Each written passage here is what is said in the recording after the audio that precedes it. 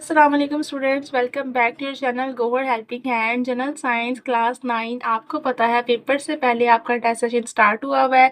Chapter number 2 first half आपने last test में complete किया था। आज हमने करनी है तैयारी chapter number 2 second half chapter की।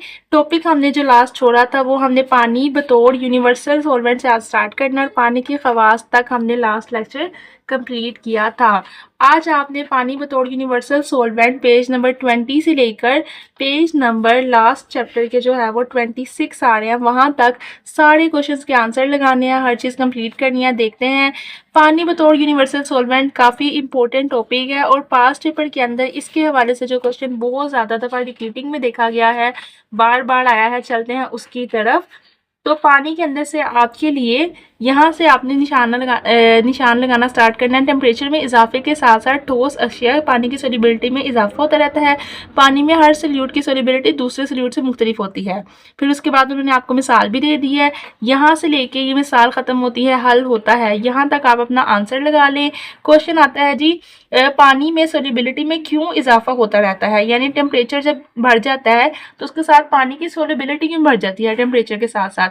तो आप सवाल इस तरह लिख लें, टेम्परेचर में इजाफे के साथ साथ ठोस अशिया की पानी में सोलिबिलिटी में इजाफा क्यों होता रहता है। यहाँ तक आप लगाएंगे, आपका क्वेश्चन है और यहाँ से लेके यहाँ तक इसका आंसर विद एग्जाम्पल है। पेपर के अंदर बहुत ज़्यादा क्वेश्चन देखा गया है, बार बार जो है वो आया है, तो इसको अच्छे तरीके से याद कीजिएगा। उसके बाद आ जाता है नेक्स्ट टॉपिक, हवा वाला, बहुत इंपॉर्टेंट है। इसके अंदर ये कॉलम काफ़ी इंपॉर्टेंट है, बार बार पेपर के अंदर देखा गया है। हवा का आपने यही पूछा जाएगा कि हवा के अंदर मुख्तलिफ गैसों की तरकीबी लिहाज हजम क्या है। तो आपने बतानी है कि हवा के अंदर गैसों की तरकीब क्या है। आपने लिखना है हवा के अंदर गैसों की तरकीब ये है कि नाइट्रोजन 78% पाई जाती है, organ 0.9%, neon 0.002%, oxygen 21%, carbon dioxide 0.03%, helium, krypton और जिनोन 0.00055% पाई जाती हैं। ये बहुत इंपॉर्टेंट एमसीक्यूज भी हैं और उसके साथ शॉर्ट क्वेश्चन भी हैं। हो सकता है आपसे इस तरह पूछ लें, हवा में ऑक्सीजन और नियोन की मिकदार कितनी है, तो आपने टेबल याद किया होगा, आप बता देंगे हवा में ऑक्सीजन 21% है और नियोन 0.002% है। या आपसे सारा पूछेंगे तो इस तरह पूछेंगे, हवा में गैसों की तरकीबी लिहाज हजम क्या है। इंग्लिश मीडियम वालों से पूछेंगे what is the composition of gases in the air. इसको भी कंप्लीट कीजिएगा। आगे आ जाते हैं नेक्स्ट टॉपिक की तरफ, जो कि आपका है हवा में ऑक्सीजन का किरदार। यहाँ से आपका बहुत इंपॉर्टेंट क्वेश्चन है कि जलने का अमल, जलना क्या है, जलने का अमल क्या है। आपने बताना जलना एक ऐसा कीमियाई अमल है जिससे रोशनी या हरारत पैदा होती है, ठीक है, और जलने और जंग लगने के अमले के लिए भी ज़रूरी है। क्या ज़रूरी है? ऑक्सीजन। ऑक्सीजन गैस ऐसी गैस है जो कि जलने और जंग लगने के अमल के लिए बहुत ज़्यादा ज़रूरी है और सूरज से आने वाली बनफशी सुआओं को रोककर जिंदा जानदारों की हिफाजत करती है। ये दोनों ऑक्सीजन का किरदार है, ऑक्सीजन की अहमियत है, ऑक्सीजन की बातें हैं। आपसे सवाल पूछा जाएगा ऑक्सीजन की क्या अहमियत है, तो आपने ये दो बातें बतानी है कि ऑक्सीजन की ये अहमियत है कि शुआओं को रोकती है और जलने और जंग लगने के अमल के लिए बहुत ज़रूरी है दुनिया में, वरना कोई चीज़ जल ही नहीं सकती, किसी चीज़ को जंग भी नहीं लगेगा अगर ऑक्सीजन नहीं होगी। और अगर जलने की तारीफ आ जाए कि जलना कैसा अमल है, तो आपने बता देना जलना कीमियाई अमल है जिससे रोशनी या हरारत पैदा होती है। ये एक अलग क्वेश्चन है। साइड पे जो पिंक ब्लॉक दिया हुआ है, काफ़ी दफ़ा पास्ट पेपर में देखा गया है कि एक आदमी दिन में कितने लीटर हवा इस्तेमाल करता है। एक आदमी एक दिन में सांस लेने के लिए तकरीबन 15,000 से 20,000 लीटर हवा इस्तेमाल करता है। एमसीक्यूज भी और शॉर्ट क्वेश्चन भी है। नेक्स्ट आ जाते हैं हवा में नाइट्रोजन गैस का किरदार।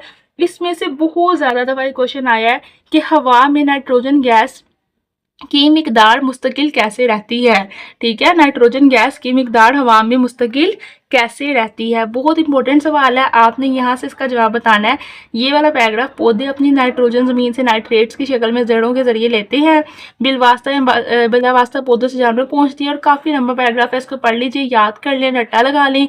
समझ अब आपको नहीं आएगी, पेपर में दिन कम है, कॉन्सेप्ट अब क्लियर होने का टाइम गुजर चुका है।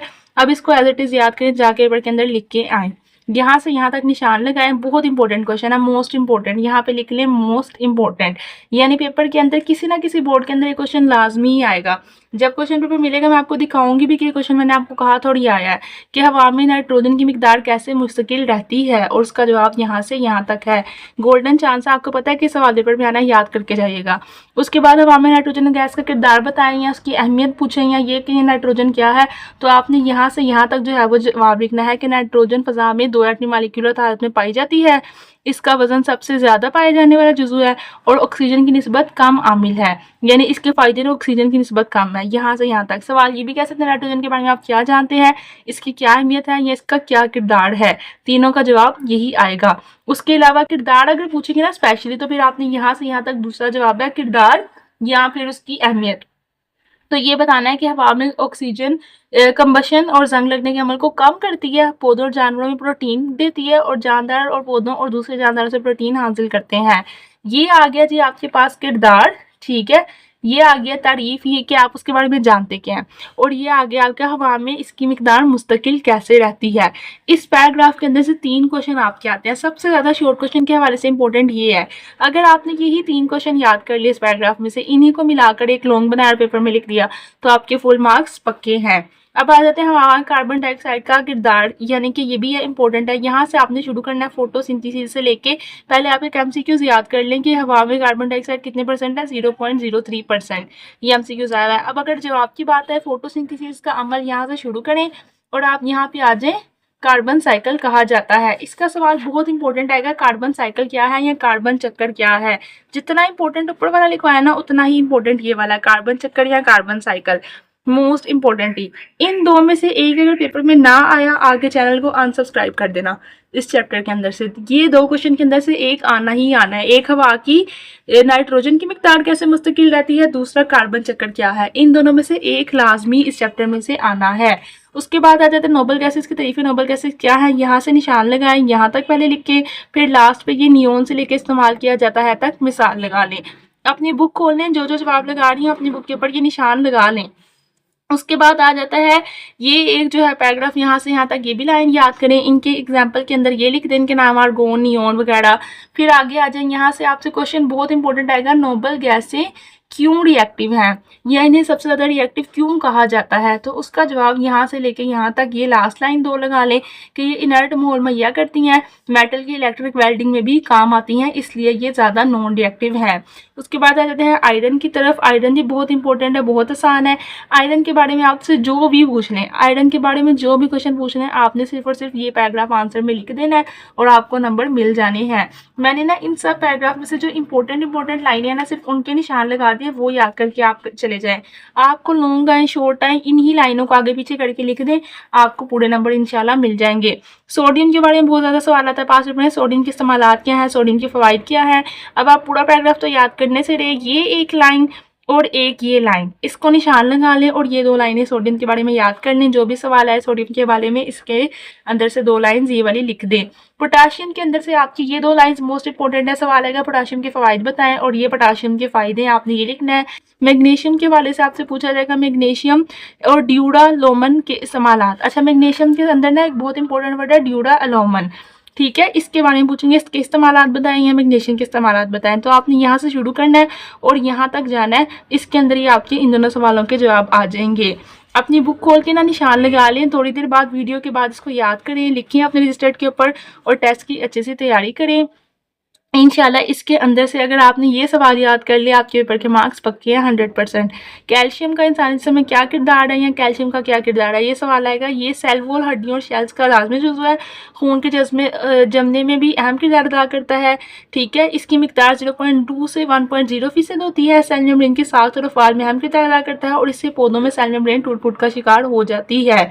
यहाँ से यहाँ तक इंपॉर्टेंट लाइन, सवाल भी बता दिए, जवाब भी बता दिया है। फॉस्फोरस है, फॉस्फोरस के यहाँ पूछेंगे, इस्तेमाल पूछेंगे, तो आपने यहाँ से शुरू करके यहाँ तक जो है अगले पेज की सेकंड लाइन तक ये पैराग्राफ याद करना है और यही लिखना है, ये इसके फ़वाइद हैं, ये इस्तेमालात हैं। ये मैंने खुद से नहीं बनाया, ये क्वेश्चन पास्ट पेपर्स के अंदर आते रहते हैं, उनके अंदर से देख के मार्किंग करके आपके लिए निकाले हैं। फ्लोरीन के इस्तेमालात बताएं, तो आपने फ्लोरीन के इस्तेमालात के लिए यहाँ से शुरू करके यहाँ तक सिर्फ ये इतनी लाइन याद करनी है फ्लोरीन के अंदर से। क्लोरीन के इस्तेमालात बताएं, तो आपने क्लोरीन के 2 इस्तेमालात हैं, एक ये वाला पैराग्राफ ये लाइन और एक ये लास्ट वाली लाइन, बस ये क्लोरीन के 2 इस्तेमालात हैं। अगर आप इन पैराग्राफ में से कोई भी 2 भी पूछ रहे थे लॉन्ग क्वेश्चन के लिए कि फ्लोरीन और क्लोरीन के इस्तेमाल बताएं, आपने पूरा पैराग्राफ नहीं याद किया हुआ, जितने जितने मैंने आपको शॉर्ट याद करवाया ना, आप इन्हीं को मिला के लिख दें, आपको पूरे लॉन्ग के नंबर मिल जाएंगे। लेकिन आपने 2 चैप्टर के लॉन्ग नहीं करने हैं, आपने 3, 4, 5 चैप्टर के लॉन्ग करने हैं अगर आप गूगल हेल्पिंग हैंड की पेपर स्कीम फॉलो कर रहे हैं तो।